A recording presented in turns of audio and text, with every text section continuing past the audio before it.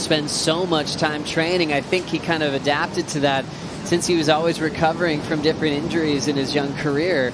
And then he became really hooked on this ability to feel like a superhero when you're completely fit and ready to attack the lift. So Leo still has his hands full. Wave before was a 5.4, so he waited that whole first half of his heat to end up getting a wave that was less than both of Ezekiel Lau. So Zeke is in a very strong position right now. Just needs to get that priority and start building on the wave selection. Normal day at Sunset, yeah, you're on your own, and these guys are helping him get out to perform as we see Barron Mamiya throw down that beautiful frontside carve, working closely with Chris Gallagher. And there was a moment where a solid 15-plus foot set just was loaded up right on my head as we see Barron Mamiya. Big fade there, just attacking the whitewater, waiting for something to happen on the open face here, and he'll be forced to kick out. Still 2.9 and a 0.5 for Barron as he leads over Italo. So yeah, the set just surprised you with that wow factor of a synced flow of a big two-turn combination where the sections are really big and meaty instead of a smaller tapered wave where you're getting more majors on. We've got the fading cutback of Italo Ferreira. His first wave ridden in this heat with Barron Mamiya. Got picked up by the Red Bull ski, got to reset, and now finally getting on the board. And you know Italo's personality, Laura. I mean, how rare is it for him not to have about 5 numbers on the board by this stage of the game? God. We've got a world champ up and riding, Italo Ferreira from Bahia Formosa. Loves a good backhand wall, and that one's going to take him down. Italo, he's not too stressed because Barron hasn't had a score consequence at the moment with a 2.9 and a 1.7. Interesting matchup at the halfway mark as we introduce David Silva and Ryan Callanan. Looks like he's almost snowboarding to set this one up as Barron Mamiya. There's a punctuated snap. So calm on the air drop. His boards always look incredibly small compared to all the other competitors. I talked to Gally quickly. He said this was a 6.4. But it looks even smaller than that. Maybe he made a last-minute change. See, even those sections, he couldn't lay that cut back over and drive and turn that into points off the bottom there. There was that little skip in the rail as well. He still got the work done. It's still going to be the best scoring ride of the heat, and it definitely was a bigger set wave, which is great to see. Like how he just rolled in. How fun is that? You're just all setting it up, anticipation of the big wall. There was the opportunity for a big cutback there. 2 inside, nice critical turns inside.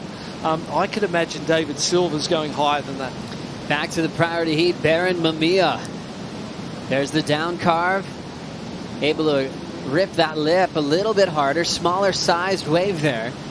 And he has a 7 and a 2.9. A 5.58 already. What do you think for this one? Board looked better. He looked more comfortable on that smaller face, and it looked like it suited the board better. 2 quick turns. Hard to imagine it going too high. So things are just getting better for Silva as we see a wild takeoff. And just getting up at the bottom to step off is Italo.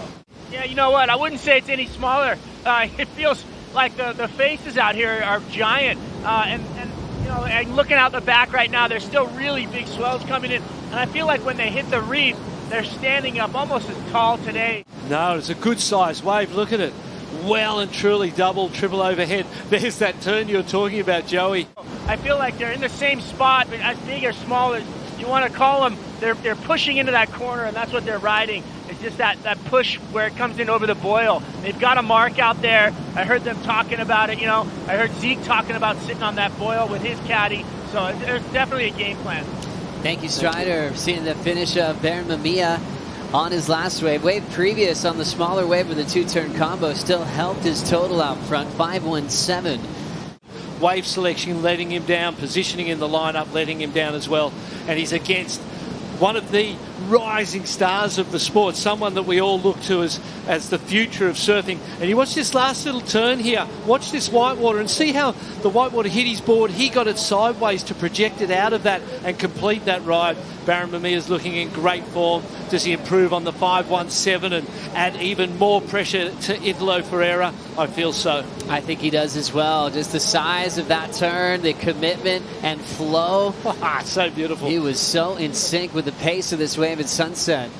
I feel like it'll be much better than his 5.17. Italo's going to be in trouble, and that's a theme that's common in North Shore history. A local wild card upsetting a world champion. Italo chasing the local boy. Barron Mamiya's up and out, looking for one of the biggest heat wins of his young career.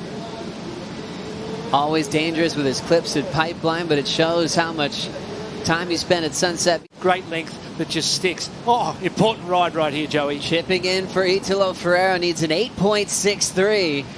Meets that lip line really well, and that one's going to shut down again. Last minute heroics from the goat that took him out.